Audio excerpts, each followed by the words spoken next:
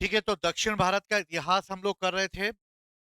मैंने तुम्हें बताया था कि दक्षिण भारत का इतिहास जो है वो मेगालिथ यानी कि पाषाण काल, यानी कि उनके पारंपरिक इतिहास को हम कैसे जान सकते हैं। तो उनके पारंपरिक इतिहास को जानने के लिए हम किसका प्रयोग करेंगे? उनके द्वारा बनाई गई कब्रों का, जिनको बड़े बड़ी पत्थरों से ढककर रखा जाता था। दक्षिण भारत का इतिहास जो है वो एक संगम काल का इतिहास है, यानी कि एक संगम युग से प्रारंभ होता है, जिस समय दक्षिण भारत में चेल, चोल और पांड्या जैसे शासकों के समय संगम साहित्यों की रचना की गई। और इस तरह टोटल कितने संगम हुए? 3 संगम हुए। पहला संगम कहाँ हुआ? तेन मदुरई में। दूसरा संगम कहाँ हुआ? कपाटपुर में। और तीसरा संगम कहाँ हुआ? उत्तरी मदुरई में। पहले के अध्यक्ष कौन थे? अगस्त थे। दूसरे के कौन थे? कौन थे? नहीं पढ़ा? अगस्त और उनका शिष्य तोलका प्यार। और तीसरे नक्कीनर।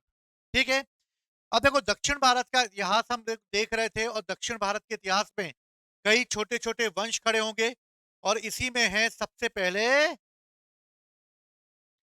एक वंश जिसका नाम है कदम वंश। कदम वंश के बारे में याद रखना, इसका फाउंडर कौन है? कई बार एग्जाम में पूछा गया है। कदम राजवंश का फाउंडर है मयूर शर्मन, और इनकी कैपिटल है वनवासी। और इस तरह जो कर्नाटक वाला इलाका है, यानी कर्नाटक के इलाके में जो नॉर्थ कर्नाटक वाला इलाका है, यानी कि ये वाला जो इलाका है, इसमें स्थापित होगा कदम राजवंश। और इस तरह कदम राजवंश की स्थापना मयूर शर्मन के द्वारा की जाएगी। क्लियर है? तो कदम वंश की स्थापना कौन करेगा? मयूर शर्मन। कैपिटल क्या होगी? वनवासी। ठीक है। जब चालुक्य वंश का शासक पुलकेशन द्वितीय गद्दी पर बैठेगा, तो पुलकेशन द्वितीय जो है वो कदम राज्य पर आक्रमण करके कदम वंश को चालुक्य वंश के अंतर्गत मिला लेगा। और इस तरह कदम वंश का अंत हो जाएगा। समझ में आई बात? तो दक्षिण में इस समय दो वंश हैं मेन रूप से। यहां पर हैं चालुक्य, यहां पर हैं पल्लव। यहां पर कदम वंश है, जिसको किससे मिला लिया? वातापी के चालुक्यों ने, यानी पुलकेशन द्वितीय के द्वारा कदम वंश को अपने एम्पायर में मिला लिया गया। एक और वंश है गंग वंश। गंग वंश की अगर बात की जाए तो गंग दो हैं। एक है वेस्टर्न गंग और एक है ईस्टर्न गंग। जो वेस्टर्न गंग है वो कहां पर है? तो वेस्टर्न गंग जो है वो दक्षिणी कर्नाटका में है। यह है वेस्टर्न गंग। और उड़ीसा वाले एरिया में जो गंग है यह है ईस्टर्न गंग। ये जो गंग शासक हैं यही उड़ीसा के पुरी मंदिरों का निर्माण करवाएंगे। उड़ीसा में जगन्नाथपुरी का मंदिर, ये गंग शासकों के द्वारा यहां पर बनाया जाएगा। तो दो गंगे, एक पूर्वी गंग और एक पश्चिमी गंग। क्लियर है? आगे चलकर जब चोल वंश की स्थापना होगी तो चोल वंश का शासक राजराज प्रथम चोल एम्पायर का विस्तार करेगा। और इसी क्रम में पल्लवों के पतन हो जाने के बाद आगे चलकर यहां पर चोल वंश की स्थापना होगी। और यही चोल इस गंग को अपने एम्पायर में मिला ले। समझ गए? कदम्ब को चालुक्य मिलाएंगे, पूर्वी गंग पश्चिमी गंग को जो है वो चालुक्य वो चोल मिलाएंगे। समझ में आई बात? यानी दक्षिण भारत में कई छोटे छोटे वंश खड़े होंगे। पहला वंश देखा हमने कदम वंश। कदम वंश की कैपिटल क्या, संस्थापक कौन है? मयूर शर्मन है। कैपिटल क्या है? वनवासी। कहां पर है? नॉर्थ कर्नाटक में। इसे कौन मिला लेगा? पुलकेशन द्वितीय मिला लेगा और कदम राजवंश को अपने तुम तो जाने वाली थी ना। काजल की बहन को लेके जाओगे? भैया जाना है दीदी के यहाँ? नहीं गया ना दीदी, फिर मुंह फुला लेंगे, देख लेना। पुलकेशन द्वितीय। दूसरा गंग राजवंश है, एक है वेस्टर्न गंग और एक है ईस्टर्न गंग। वेस्टर्न गंग कहां पर है? वेस्ट वाला साउथ कर्नाटक में। और पूर्वी गंग कहां पर है? उड़ीसा में। एक डायग्राम, एक मैप बनाना, मैप बनाकर इनको लोकेट करना। क्लियर है?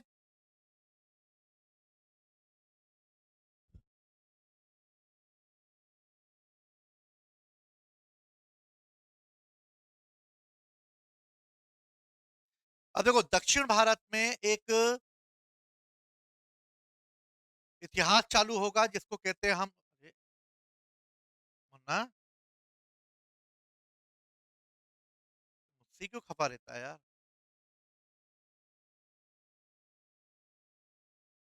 ऊपर कर रहा हूँ, नीचे आ रहा है।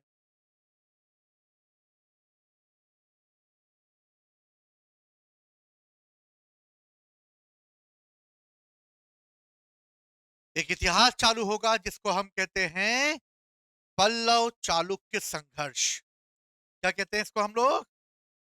पल्लव चालुक्य संघर्ष। दक्षिण भारत में एक दौर चालू होगा जो कि एक लंबे इतिहास, नीचे नहीं आ रहा,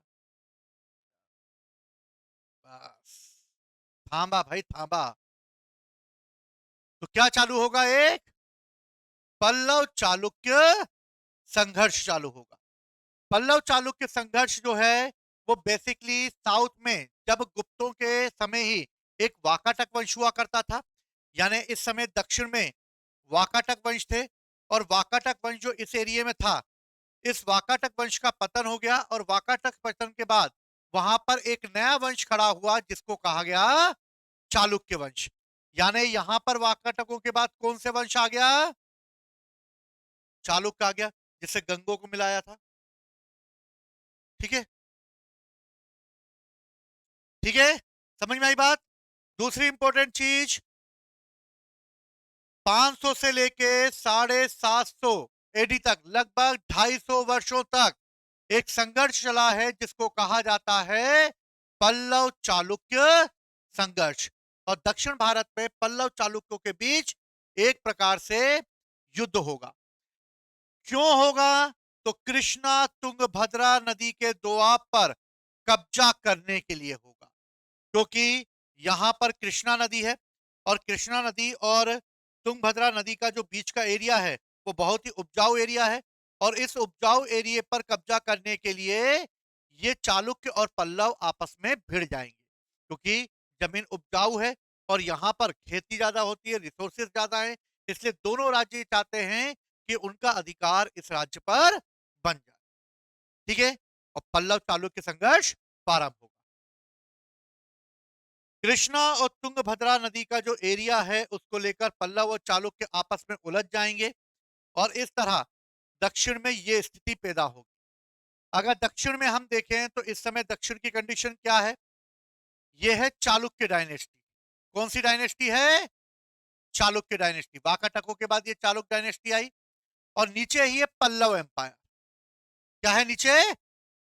और ये जो एरिया है, इस एरिया के लिए लड़ेंगे पल्लव और चालुक्य।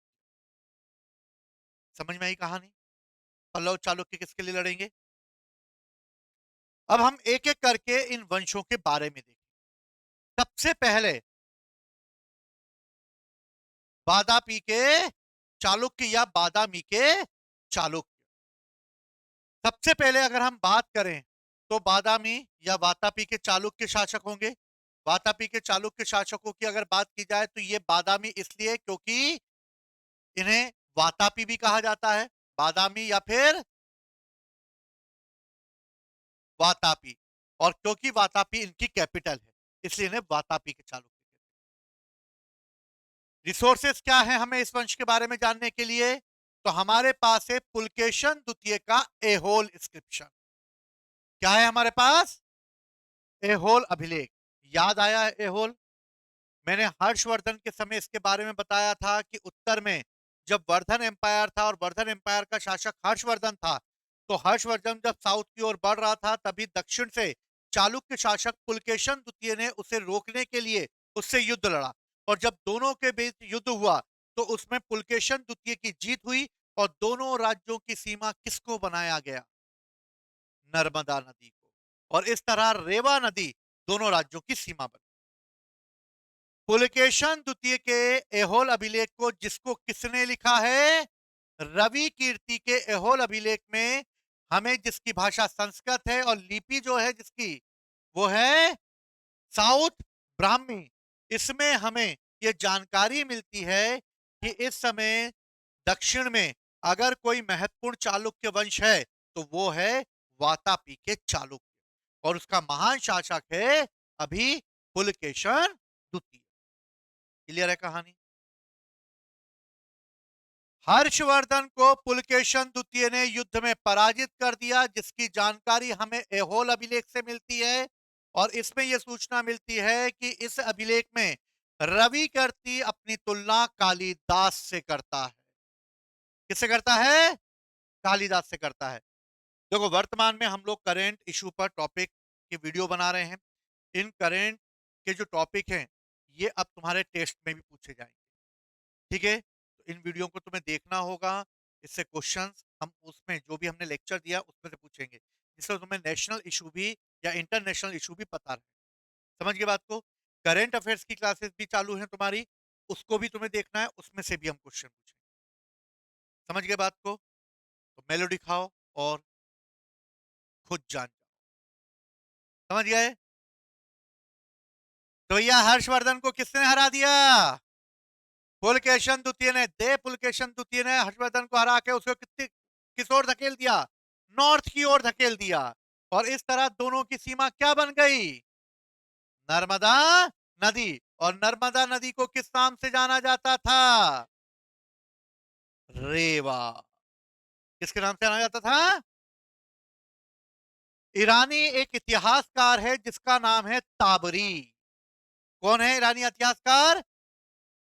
जो कि अपने ईरानी शासक खुसरो द्वितीय और पुलकेशन द्वितीय के बीच होने वाले पॉलिटिकल रिलेशन की सूचना देता है, और वो बताता है कि ईरान के शासक खुसरो के साथ चालुक्य शासक पुलकेशन द्वितीय के अच्छे संबंध थे। दोनों के चित्रों को भी साथ में दिखाया गया है, और ईरानी राजदूतों का स्वागत करते हुए पुलकेशन द्वितीय को अजंता की गुफाओं में पेंटिंग बनाई गई है, जिसमें यह दिखाया गया है कि पुलकेशन द्वितीय ईरानी राजदूतों का स्वागत कर रहा। समझ में आई बात? ईरानी जो गवर्नर्स या जो राजदूत आए वहां से उनका स्वागत करते, या व्यापारिक मतलब मंडल जो आया उस व्यापारिक मंडल का वो स्वागत करते हुए दिखाया जा रहा है। ठीक है ना? लोग ईरान से आए होंगे, पुलकेशन द्वितीय स्वागत कर रहा होगा उसका। समझ गए? कभी खुशी कभी गम वाला वो। समझ गए? तो ईरानी शासक ताबरी किसके बारे में बताता है?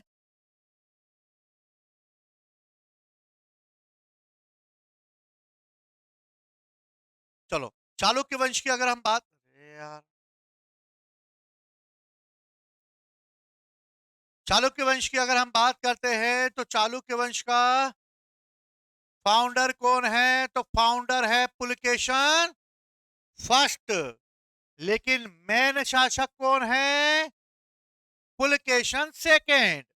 टाइम पीरियड क्या है? 609 से लेके 642। ये वो समय है जब उत्तर में हर्षवर्धन शासन कर रहा है। क्लियर है बात? ठीक। ये चालुक्य वंश का सबसे महान रूलर है, और ये कीर्ति वर्मन प्रथम का पुत्र है। हमें ये याद नहीं रखना, बस इतना याद रखना, पुलकेशन द्वितीय चालुक्य शासक है। इसने पहला क्या किया? हर्षवर्धन को पराजित किया, और हर्षवर्धन को पराजित कर दक्षिणेश्वर या परमेश्वर की उपाधि धारण की, यानी दक्षिण में इसके जैसा कोई राजा नहीं है। क्लियर है? तो हर्षवर्धन को मैंने कई बार बताया है तुम्हें, पुलकेशन द्वितीय ने पराजित किया।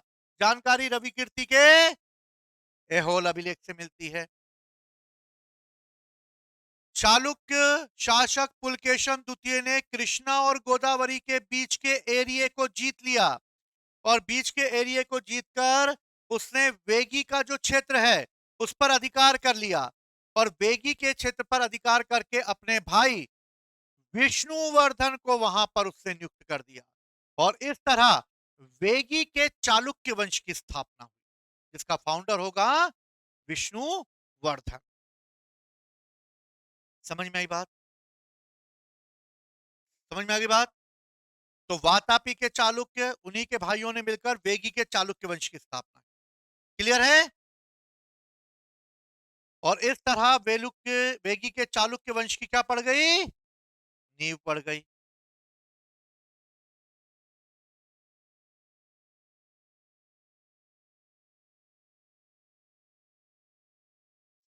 कर ले बेटा तू आज।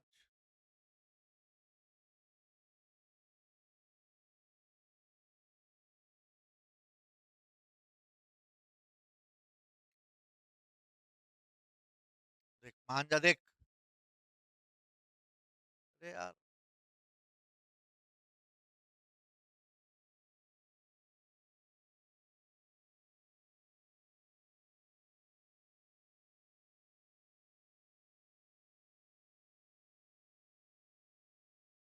काजल की बहन,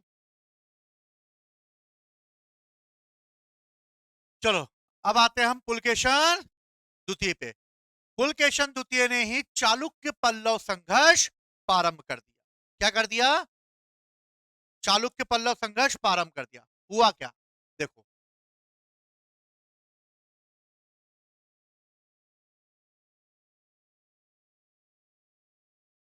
इस समय क्या है? चालुक्य शासक कौन है? पुलकेशन द्वितीय है। और पल्लव शासक है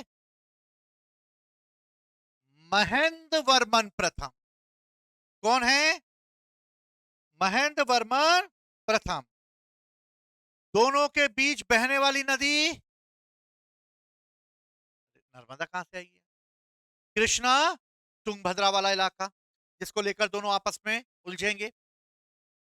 ऊपर कौन शासन कर रहा है अभी? हर्षवर्धन। कौन कर रहा है? हर्षवर्धन। अब देखो कहानी क्या हो। तीनों शासक समझ में आ गए। ऊपर वर्धन हर्षवर्धन, चालुक्य शासक पुलकेशन द्वितीय, नीचे पल्लव शासक महेंद्र वर्मा। ठीक है। पुलकेशन को पल्लव शासकों को पराजित करके पल्लव राज्य पर अधिकार करना है और कृष्णा तुंगभद्रा का एरिया अपने एम्पायर में मिलाना है। समझ में आ रहा साउथ का इतिहास? टफ तो नहीं लग रहा? वो मोतियाबिंद हो जाता है ना कभी कभी, तो इसी वजह से वो दूर का दृष्टि जो है दिखाई नहीं देती। नहीं दिखाई दे रहा? येलो नहीं दिख रहा? कलर बताओ ना, येलो नहीं दिख रहा है। तुमने तो कुछ नहीं दिख रहा, मैं भी नहीं दिख रहा, मतलब ये मैंने बटन दबा दिया, मिस्टर इंडिया बन गया मैं। हैं? बोल दिया। ये काजल की बहन जैसी बात कर दी है ना। तो भैया अब दिखा, दिखा हर्षवर्धन। तो क्या होगा? पुलकेशन द्वितीय को महेंद्र वर्मन को पराजित करना, इसलिए वो किसको पहले पराजित करेगा? और हर्षवर्धन को पराजित करके दोनों राज्यों की सीमा क्या बना देगा? हर्षवर्धन अब दक्षिण की ओर, अब खुला एम्पायर उसके सामने। अब पुलकेशन द्वितीय अटैक करेगा पल्लव शासक महेंद्र वर्मन प्रथम पर। महेंद्र वर्मन एक सांस्कृतिक राजा है, एक साहित्यिक राजा है, एक लड़ाई झड़ाई करना उसके उसमें नहीं है, वो एकदम शांति प्रिय राजा है। पुलकेशन द्वितीय आक्रमण करेगा और महेंद्र वर्मन पराजित हो जाएगा और इस युद्ध में महेंद्र वर्मन की मृत्यु हो जाएगी। महेंद्र वर्मन की मृत्यु हो जाने के बाद उसका बेटा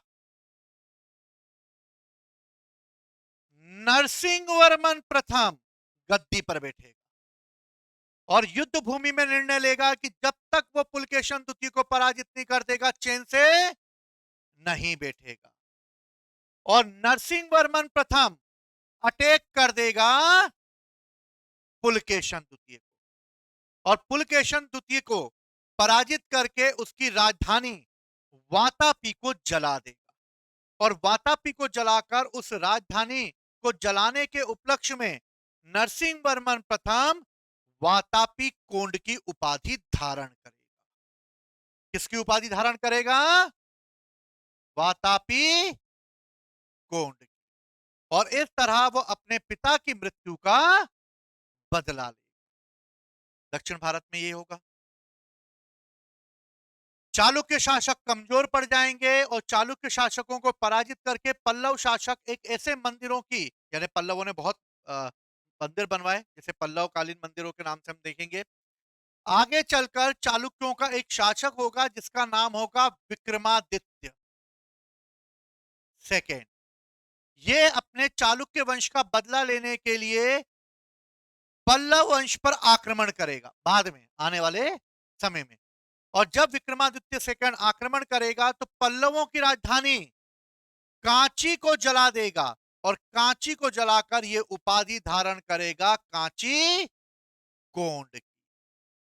और इस तरह दोनों राज्य आपस में एक दूसरे के दुश्मन बने रहे और अपने पिताजी, दादा, चाचा, काका, नाना, पापा, बाबा, बाबा सबका बदला ले ले। और फिर ये दोनों ही वंश समाप्त हो गए। 250 वर्ष के। समझ में आई कहानी? अब इसको हम लिखे हुए रूप में देखते हैं। पुलकेशन द्वितीय ने चालुक्य पल्लव संघर्ष प्रारंभ कर दिया। बोलो तो हाउ। पल्लवों के इस समय जो सांस्कृतिक राजा था उसका नाम क्या था? महेंद्र वर्मन प्रथम। और उसे पराजित कर दिया पुलकेशन द्वितीय ने। पल्लवों के शासक नरसिंह वर्मन प्रथम ने अपने पिता की मृत्यु का बदला लेने के लिए पुलकेशन द्वितीय पर आक्रमण करके उसको पराजित कर दिया। टे टे टे टे टे। समझ में आई बात?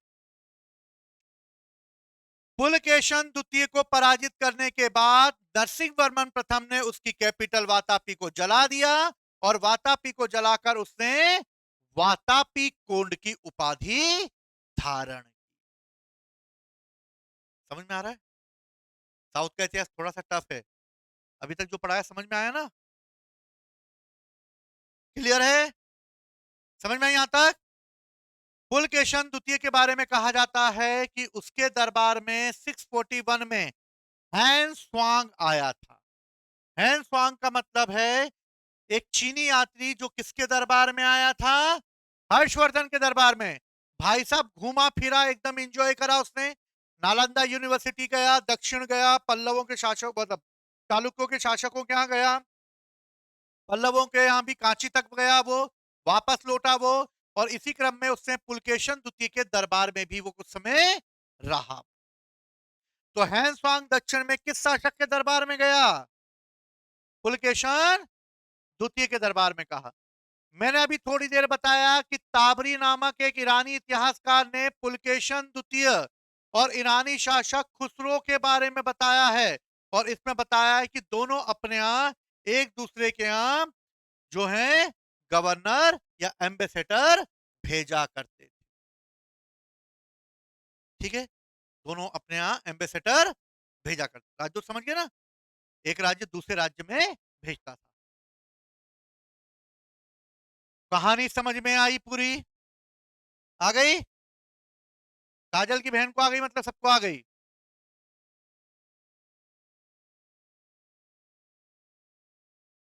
अजंता के गुफा चित्र में पुलकेशन द्वितीय का इन्हीं ईरानी फारसी राजदूतों का स्वागत करते हुए दिखाया गया है।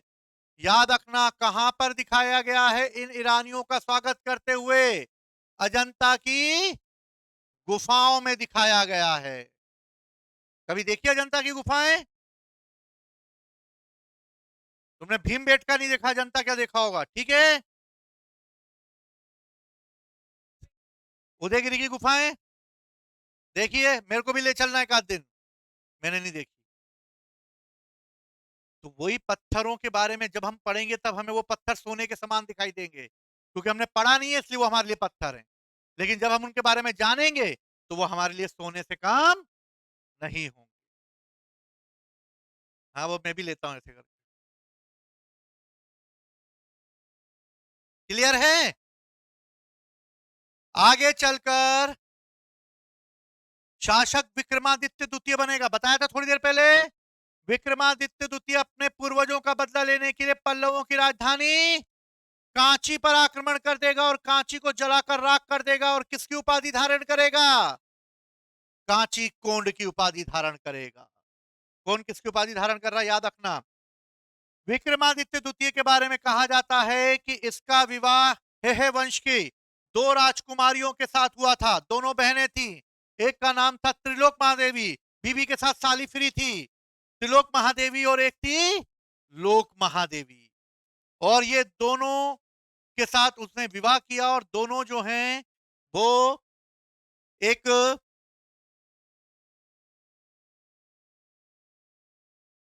राजकुमारियां जो थी वो दोनों भगवान शिव की भक्त थी, और दोनों ने जो है दो मंदिर बनवाए पल्लव काल में, मतलब चालुक्य काल में। एक का नाम है त्रिलोकेश्वर मंदिर और एक का नाम है लोकेश्वर मंदिर। दोनों ने अपने नाम पे मंदिर बनवाए। अगला शासक कीर्तिवर्मन द्वितीय हुआ, और ये इस वंश का अंतिम शासक था। चालुक्य वंश कमजोर पड़ गए, और चालुक्य वंश के अंतिम जो सामंत थे, उन सामंतों ने, जिसका नाम दंती दुर्ग था, उसने राष्ट्रकूट वंश की स्थापना करके इस वंश को समाप्त कर दिया।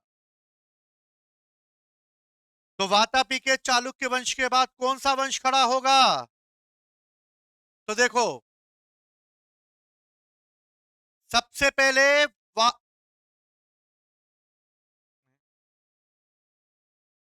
भैया सबसे पहले वातापी के चालुक्य, ये जाएंगे तो आएंगे राष्ट्रकूट। कौन आएंगे? राष्ट्रकूट। कौन राष्ट्रकूटों में कौन करेगा? दंती दुर्ग, याद रखना, पढ़ा चुका हूं पहले मैं। राष्ट्रकूट वंश का फाउंडर कौन था? दंती दुर्ग। राष्ट्रकूट जाएंगे तब आएंगे उत्तरवर्ती चालुक्य। कौन आएंगे? उत्तरवर्ती चालुक्य। समझ में आई बात? वातापी के चालुक्य वंश की स्थापना हुई, पुलकेशन प्रथम ने की, समाप्त हो जाएगा, राष्ट्रकूट वंश आएगा। राष्ट्रकूट वंश की स्थापना दंती दुर्ग करेगा, राष्ट्रकूट वंश समाप्त हो जाएगा। फिर उसके बाद एक छोटा सा वंश स्थापित होगा जिसको कहेंगे उत्तरवर्ती चालुक्य। क्लियर है? तो वातापी वंश का अंत हो गया और उत्तरवर्ती चालुक्य वंश की स्थापना। क्लियर है? समझ में आई बात?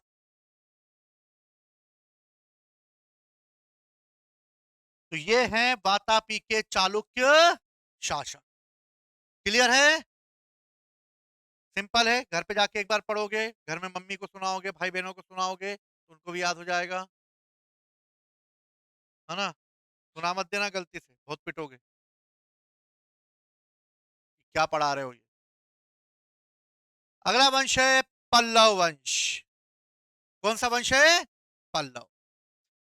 पल्लव वंश का फाउंडर है सिंह विष्णु। याद रखना, कौन है? सिंह विष्णु। ये किस धर्म का अनुयायी है? भगवान विष्णु का अनुयायी। इसलिए इसने मामल्लपुरम में वराह मंदिर का निर्माण करवाया भगवान विष्णु की याद में।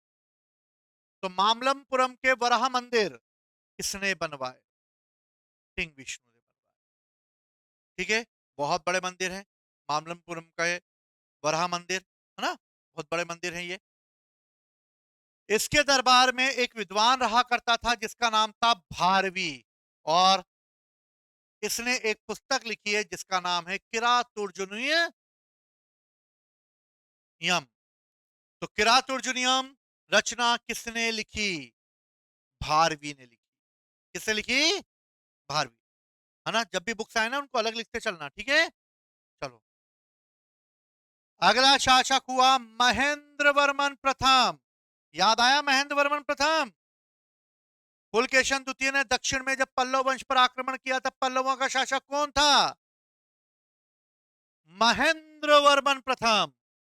यही होंगे आज से बाहुबली, महेंद्र बाहुबली। तो महेंद्र वर्मन प्रथम, और इसी के समय पल्लव चालुक्य संघर्ष प्रारंभ हो जाएगा, और पुलकेशन द्वितीय इसकी राजधानी कांची पर अटैक कर देगा, महेंद्र वर्मन पराजित हो जाएगा और उसकी मृत्यु हो जाएगी। लेकिन महेंद्र वर्मन एक साहित्यिक और शांति प्रिय राजा है, जिसने एक पुस्तक की रचना करी है जिसका नाम है मत विलास प्रहसन। तो याद रखना, महेंद्र वर्मन प्रथम ने कौन सी पुस्तक लिखी? मत विलास प्रहसन की रचना की है। यह पुस्तक उस समय के पुलिस और न्याय व्यवस्था में होने वाले भ्रष्टाचार को उजागर करती है, और यह कापालिक और भिक्षुओं की जीवन पद्धति पर भी व्यंग करती है। समझ में आई बात? पुलिस और न्याय व्यवस्था में बढ़ते हुए भ्रष्टाचारों पर व्यंग करती है। क्लियर है? समझ में आई बात?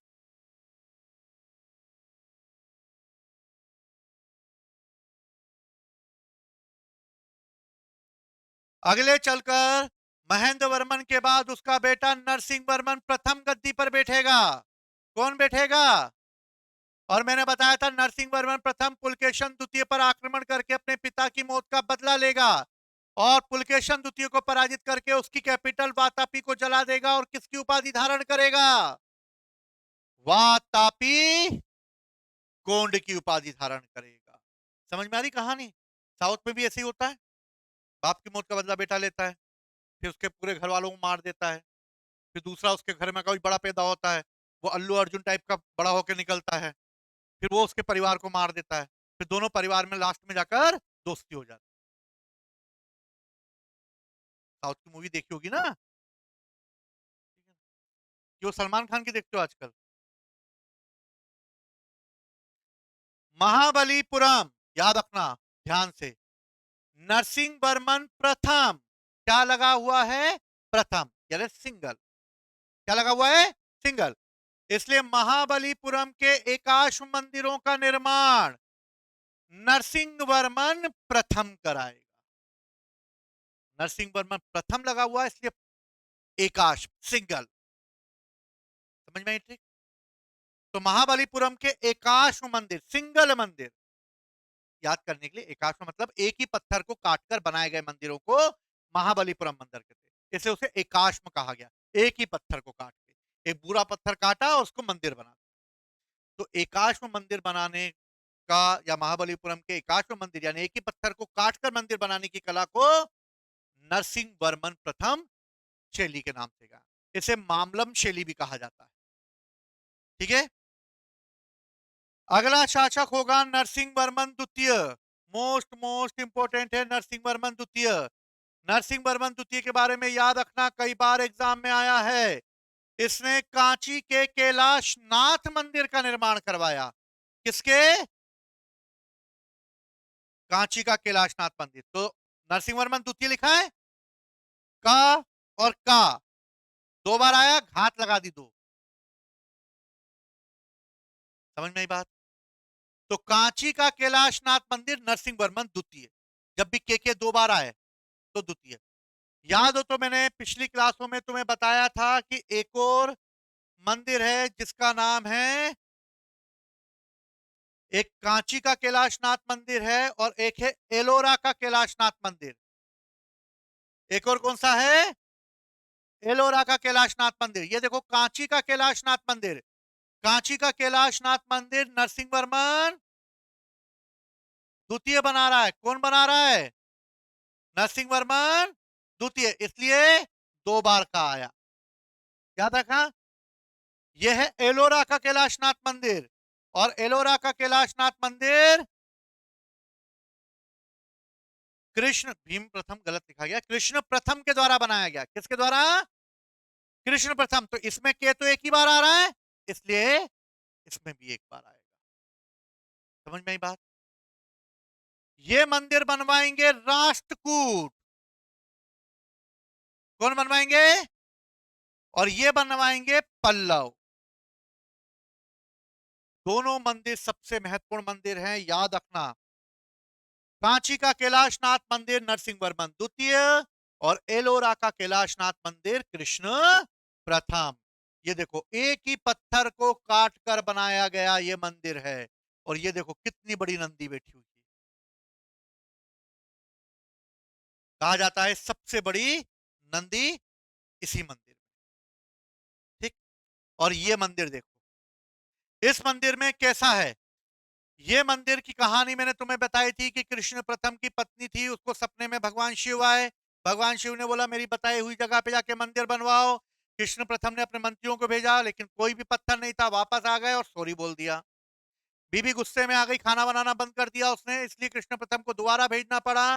जब खुदाई करी तो अंदर से एक बहुत बड़ी शिला निकली, और इस मंदिर को नीचे से ऊपर नहीं, बल्कि ऊपर से नीचे बनाया गया। कैसे बनाया गया? यानी कारीगरों ने यहां से चालू किया होगा, और सोचो कैसे वो मंदिर को नीचे तक बनाकर लाए होंगे, कैसे उसके गेट बनाए होंगे उन्होंने, और कैसे वो मंदिर बना होगा। और ये देखो, ये काजल की बहन खड़ी है, देखा कितना भव्य मंदिर बना हुआ, चारों तरफ से ऐसे घिरा हुआ, बीच में मंदिर। समझ गए बात को? तो कांची का कैलाशनाथ मंदिर नरसिंह वर्मन द्वितीय, और एलोरा का कैलाशनाथ मंदिर कृष्ण प्रथम ने बनाया। नरसिंह वर्मन द्वितीय के दरबार में एक विद्वान रहते थे जिनका नाम था दंडी, और जिन्होंने एक पुस्तक लिखी थी जिसका नाम है दश कुमार चरित्र। क्या नाम है? दश कुमार चरित्र। तो दंडी की पुस्तक का नाम क्या है? दश कुमार चरित्र। तो देखो इसको भी याद करने में क्या, द द नरसिंह वर्मन द्वितीय।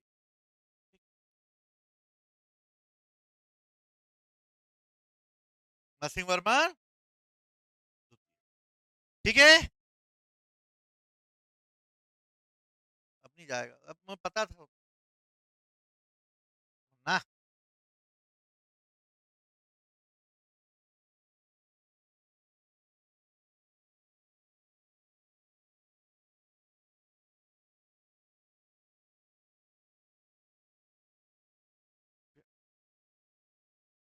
ठीक है।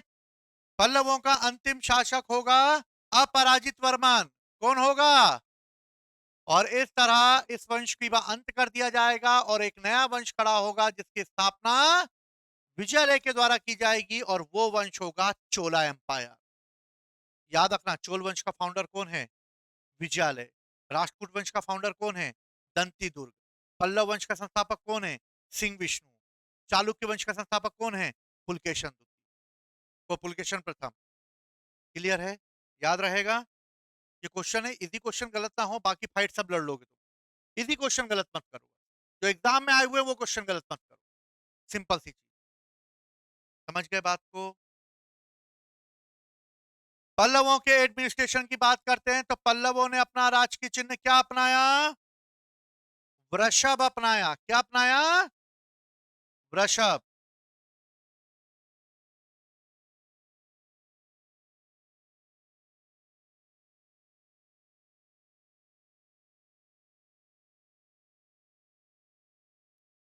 पल्लव आर्किटेक्ट की हम बात करते हैं क्योंकि पल्लवों ने मंदिरों के निर्माण करवाए थे।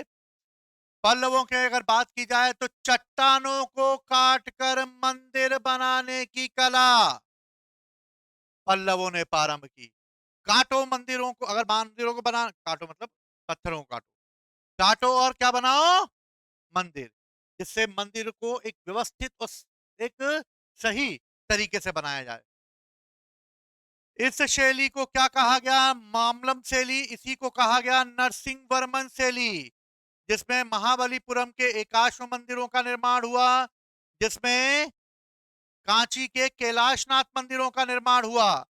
और इस मंदिरों में विशेषता होती थी, रथ और मंडप दोनों का निर्माण किया जाता था। यानी कि इस समय जो मंदिर बनाए जाते थे वो पत्थरों को काटकर एकाश्म मंदिर बनाए जाते थे, और मंदिरों की शैली कैसी होती थी? रथ के रूप में होती थी, यानी रथ के रूप में मंदिर बनाए जाते थे। रथ की मंदिरों की बात की जाए तो सप्त पेगोड़ा कहा जाता था। क्या कहा जाता था? सप्त पेगोड़ा। जिसमें कितने रथ होते थे? 7 रथ होते थे। जिसमें द्रौपदी का, नकुल सहदेव का, अर्जुन का, भीम का, धर्मराज का, सबका रथ होता था जो भगवान शिव को समर्पित होते थे। और इनमें सबसे छोटा रथ द्रौपदी का और सबसे बड़ा रथ धर्मराज का होता था। क्वेश्चन आया, याद रखना। रथ मंदिरों में सबसे छोटे मंदिर किसके थे? तो द्रौपदी के। और सबसे बड़ा मंदिर धर्मराज का मंदिर होता था। क्या बेटा? अरे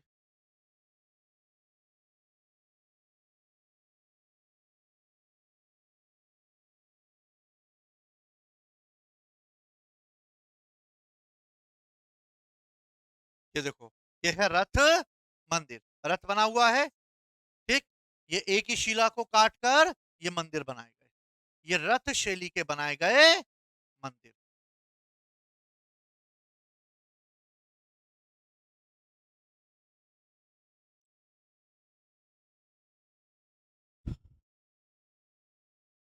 ठीक है, ये पहिए लगे हुए हैं, ये रथ खींचने वाले हैं, और ये एक ही पत्थर को काटकर पूरा मंदिर बनाया। और पल्लव शासकों ने इस तरह के मंदिरों का निर्माण। क्लियर है?